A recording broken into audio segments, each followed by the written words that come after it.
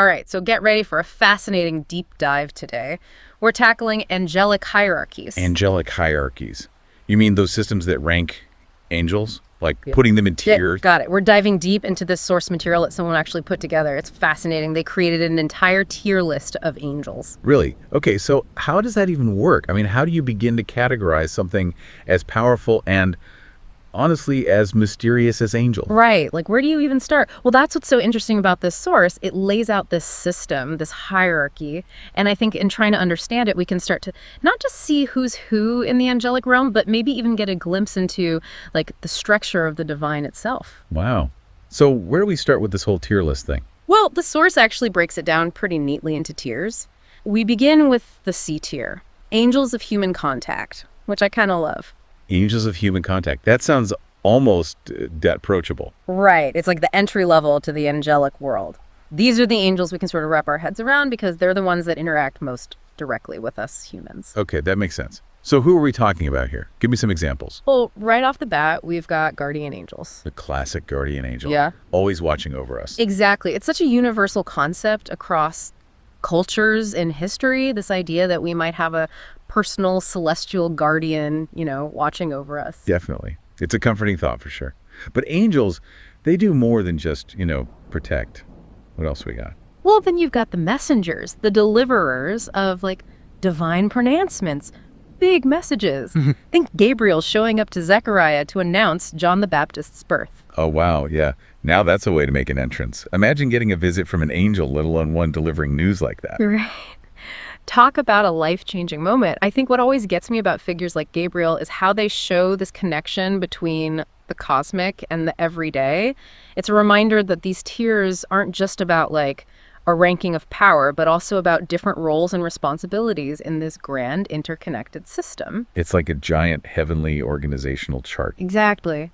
So where do we go from these more relatable angels? Well, things definitely escalate as we ascend to the B tier. Angels of intermediary power. We're talking about angels with even greater influence, governing bigger aspects of existence. Okay, so less about individual interactions and more about the bigger picture stuff. Precisely. And here we encounter the archangels. Archangels. Now we're talking. I know. These are the heavy hitters, right? Like Michael. Exactly. Michael, the warrior angel, often depicted as battling against cosmic evil, which is a pretty intense job description. You could say that again. Fighting off cosmic evil is no walk in the park. Not at all. And interestingly, our friend Gabriel pops up again in this tier as well. Oh, really? So he's pulling double duty, a messenger and a warrior. It seems so, which just goes to show you that even within this hierarchy, there's room for, flexibility. Beings can operate across different spheres of influence. It's not as rigid as you might think. Makes sense. You need a dynamic system when you're dealing with the cosmos, right? Absolutely. And then we come to the principalities. The principalities. Tell me more. What do they do? Well, these are the angels believed to guide the destinies of entire nations. Whoa. Entire nations. Okay, no, that is some serious influence. Right. Like that concept alone just sparks all sorts of questions. It makes you wonder, doesn't it? If these beings really are overseeing nations, then where does that leave free will? Divine intervention versus human choice. I know. It's a lot to think about. And those questions are just from the B tier. It really is a lot, especially because now we're moving into the S tier. Angels of superior majesty, where things get, even more awe-inspiring. Angels of superior majesty. Okay, yeah, that name alone sounds pretty intense. Right. I mean, even calling it a tier almost feels inadequate at this point. So we're talking like top tier angels here. Yeah. What sets them apart?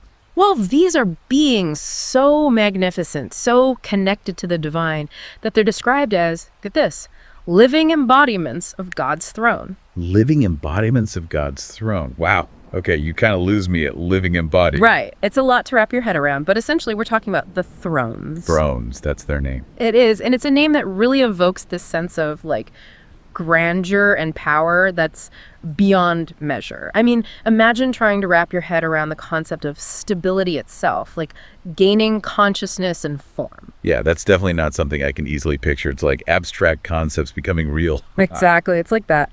And then we've got the cherubim. Cherubim. Okay, those I've heard of. They're the ones with the wings, right? Yeah, they are often depicted that way, yes. But they're much more than just winged beings. They're the protectors of sacred knowledge, guardians of divine mysteries. Mysteries? Like what What kind of mysteries? Well, when I think of cherubim, my mind immediately jumps to that iconic image of them guarding the Garden of Eden after the fall. Oh, right. Protecting the tree of life and all that. Exactly. So imagine they're entrusted with safeguarding the most profound and potentially even dangerous secrets of the divine. It makes you wonder what other secrets, what other divine knowledge might be hidden away under their watchful gaze. It's like they hold the keys to the cosmic library or something. Right. And just when you think our human minds can't stretch any further, we arrive at the broken tier. Incomprehensible beings. The broken tier, that's an interesting choice. It's a fitting name, isn't it? Even the very act of categorizing these beings is pushing our systems of understanding to their breaking point. So these are angels that are just really hard to comprehend. To put it mildly, language itself almost struggles to capture their essence. Okay, now I'm really curious. Give me an example. Who exists in this broken tier? Well, we've got the seraphim, for starters. Imagine being so radiant, so saturated with divine light, that a single glimpse would be overwhelming to other angels. Whoa. Too bright even for other angels. That's saying something. Right. It's like if angels get starstruck, the seraphim are the ones causing it. And they exist in this perpetual state of adoration, their very essence, a symphony of praise to the divine. Huh. That's interesting. You'd think the most powerful angels would be like warriors or something, not, beings of pure adoration. It's a good point. This tier list constantly subverts our expectations. It challenges our very definition of power, suggesting that true strength might actually lie in pure, unadulterated devotion. I like that. It's a different way of looking at it, that's for sure. And alongside the seraphim, we find another fascinating concept. The angel of the Lord in its most transcendent form. Angel of the Lord. Haven't we heard that before? Like with Gabriel? We have, but here it takes on a whole new meaning. This isn't just an angel of the Lord. It's like a direct manifestation of the divine will itself. Okay, so not just a messenger, but like an embodiment. Exactly. It's a concept that blurs the line between the angelic and the divine in a way that even other high-ranking angels don't quite reach. Wow, so have we reached peak incomprehensible yet, or? You would think so, right? But this tier list has one more surprise up its sleeve. There's more. Beyond the broken tier. Believe it or not, there is. Get ready to go even deeper into the esoteric because we're about to explore the realm of angels of esoteric mysteries. Okay, now you're just messing with me. Angels of esoteric mysteries. What's next? I'm serious. These figures mainly pop up in Jewish mystical texts like the Zohar and Kabbalah, and they really push the boundaries of what we even consider angelic. Okay, I'm ready. Hit me with it. Who are these angels of esoteric mysteries? Two names stand out, Metatron and Sandalphon. Metatron. Sandalphon. I'm writing these down. Go on. Metatron is often described as the celestial scribe, like the record keeper of the cosmos.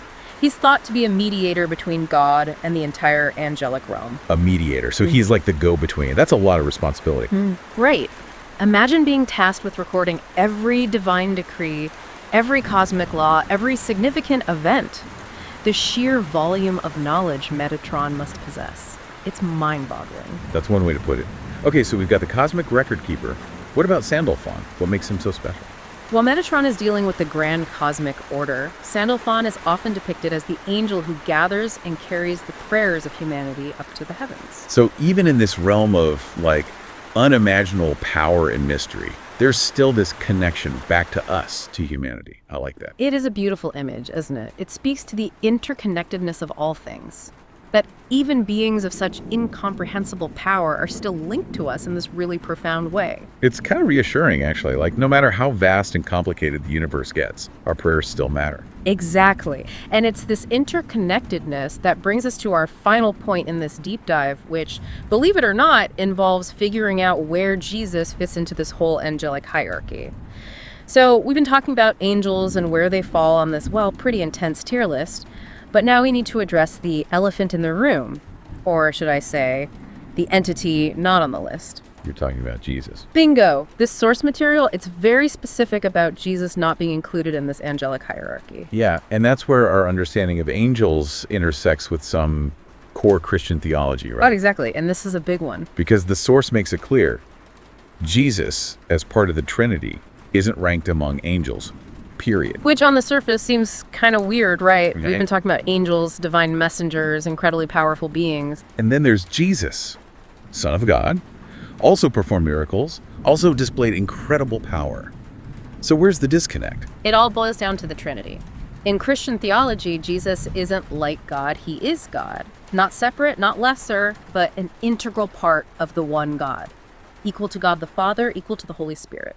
So putting Jesus on this angel tier list would be like, I don't know, categorizing sunlight as a type of lamp. Perfect analogy. They exist on totally different levels of reality. Like comparing the source of all light to just a reflection of it. Exactly. And that understanding of Jesus' divinity, it adds a whole other layer to the concept of the incarnation, the idea that God became man in the form of Jesus. It makes his time on earth even more mind-blowing, doesn't it? Totally. We're talking a being of pure divinity choosing to experience the world through human senses, human emotions, even human limitations. It's almost a paradox. Fully God, yet fully human, walking among us, experiencing joy, pain, temptation, everything. And he did it all not as a lessening of his power, but as an expression of it, a way to bridge that infinite gap between humanity and the divine. Wow. It's a lot to wrap your head around.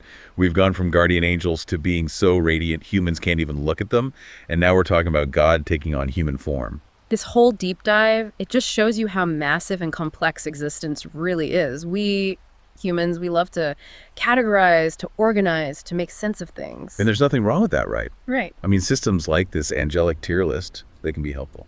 For sure, but I think the real takeaway is realizing those systems have limits. There are mysteries beyond our understanding. It's like that saying, the more you learn, the more you realize how much you don't know. Right. This whole conversation has been an exercise in that, wouldn't you say? Absolutely. We might never fully grasp angelic hierarchies or the full nature of God, but seeking those answers, wrestling with those mysteries, that's what expands our perspective. We started trying to understand angels, and now we're appreciating just how infinite everything is. Funny how that happens. It's like this discussion mirrored the whole angelic hierarchy structure itself. We started with familiar angels, the ones we can almost understand, and ended up face to face with the truly incomprehensible. A good reminder that it's about the journey, not just the destination. Well said. So there you have it, folks. Angelic hierarchies, cosmic mysteries, and a whole lot to ponder. Until next time, keep looking up, keep asking those big questions, and remember the universe is one big mysterious place. There's always more to uncover.